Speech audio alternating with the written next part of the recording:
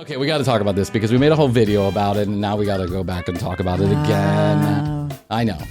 Well, more has come out. I don't even know what to say about this anymore. More has come out now. Like originally, it was that it was the anti-vax person, and so there was a little question, and okay, well, free speech, and maybe you should have more people on. But now, let's preface this because if you're not watching, then what we're talking about is Joe Rogan and now Howard Stern is involved in this. I am a Howard Stern listener. I haven't heard the Howard Stern part. Okay, so here it is. Ready?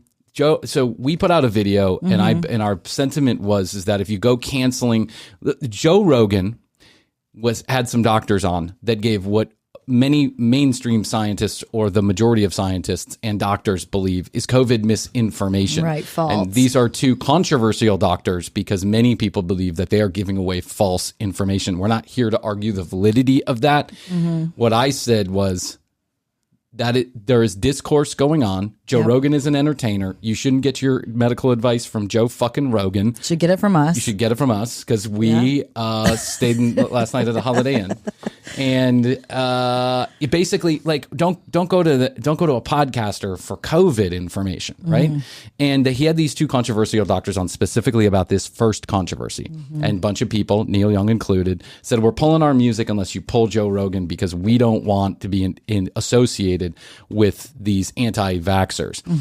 I don't see Neil Young pulling his shit from iHeart, who still carries Rush Limbaugh, Glenn Beck, or I don't think he carries Glenn Beck, but he carries. Rush Limbaugh died. He did, but they still have his old. They still have his old shows up there. Reruns of Rush. Reruns of Rush. You must be in a bad place if you're listening to reruns of Rush. Hey, what's going on, man? Nothing, just over here listening to reruns of Rush. This is a great episode from 1986. They never play this one. It's a bust out of the archives. That's right. It's like a Grateful Dead concert. Hey, man, you got June 4th, 1986. I'll trade you for a Bill Clinton 1994. Oh my God.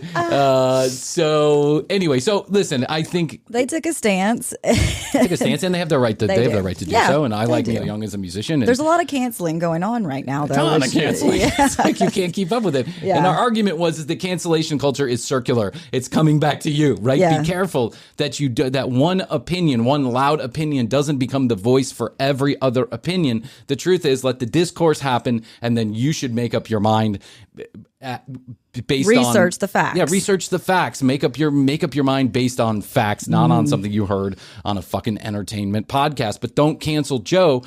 Not because I like Joe any more than I like the next guy, but I never even listened to Joe. But I don't listen to him much either, and I don't, and I haven't listened to these episodes with the doctors on them.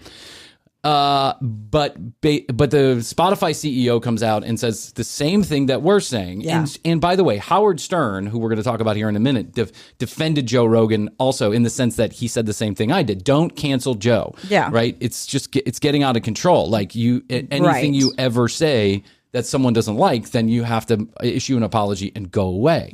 So Krissy and I put a video together. We said the same thing, basically. We're following the sentiment of a lot of people, liberals and Republicans included, vaxxers and anti-vaxxers included. Don't cancel Joe. Now. Yeah. Okay. Well, now there's been some new developments. There's been some new developments. And if we're just talking about the vaccination shit. Right. Wow. That's one thing. But when someone, India RE, got a hold of a video, someone put a compilation together of about, I don't know, 50 times Joe Rogan used the N-word, and he used it, and a number of other things. I'm not going to get into it. It's not here for the show, but that's not right. I have known since I was 5 years old. Yeah, don't say it. Don't say that fucking word. Don't ever say that word. No. It's not mine to use.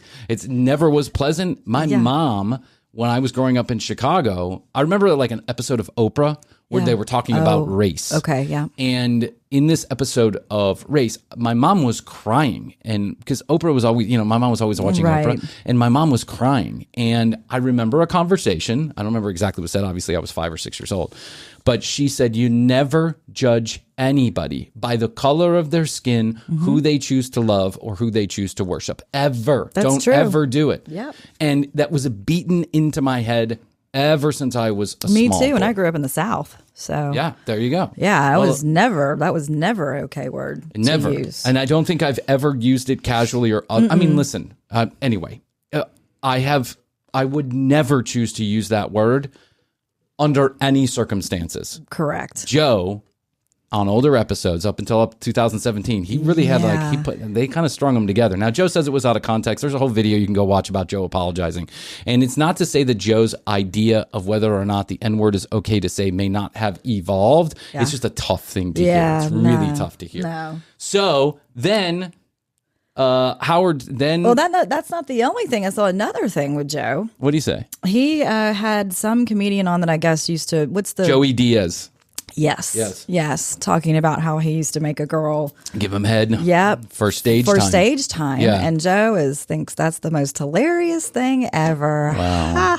Yeah, that's not good, Joe. So that's Joey Diaz. Oh, whatever. I'm not even going to get into it. I don't want to start an argument with Joey Diaz. Don't know him. Don't care. Okay. Howard Stern gets roped into all of this because now Republicans are saying, well, if it's okay to cancel Joe, then we should cancel Howard because Howard...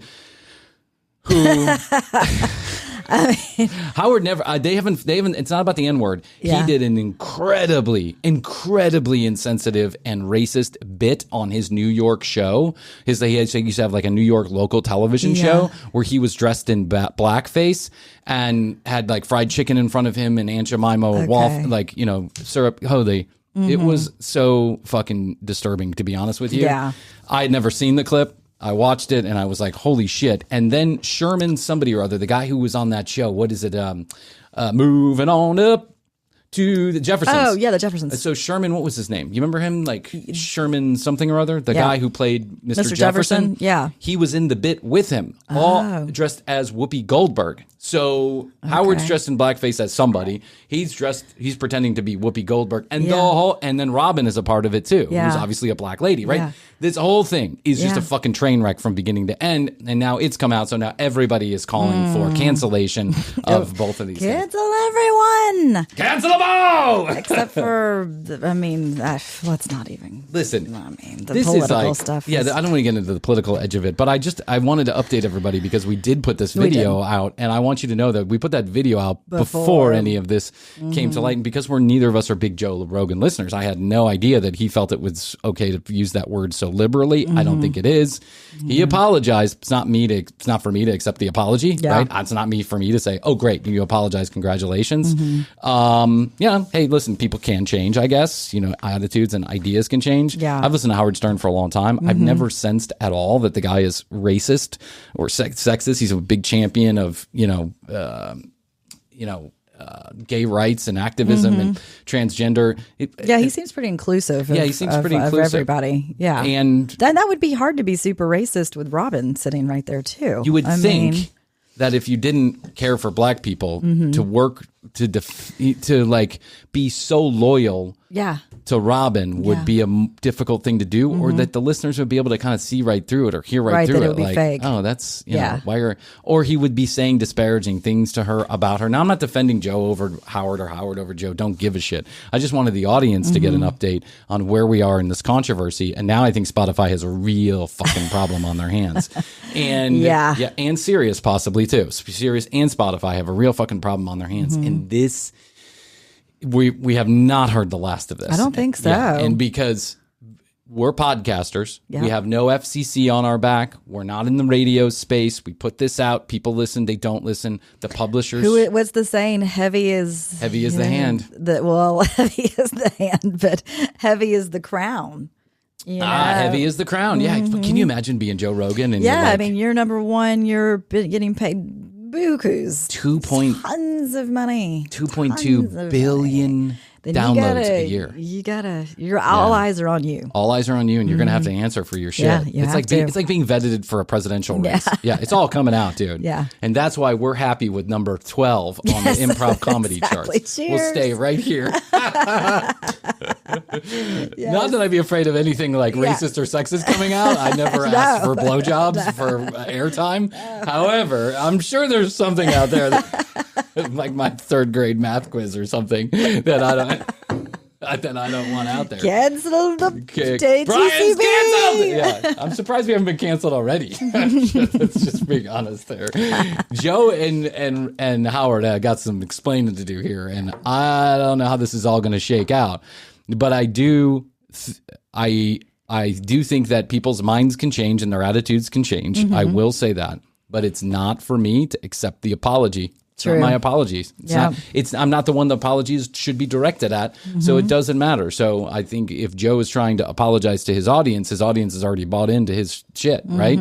And if Howard is going to apologize to his audience, they've already bought into his shit. Yeah. It's not them, meaning the audience, who has to give forgiveness. It's the people whom they are offending, right? And trust me, some of this stuff that was said is extraordinarily difficult to listen to. God, extraordinarily. You haven't listened to it? Maybe you'd be better off for it.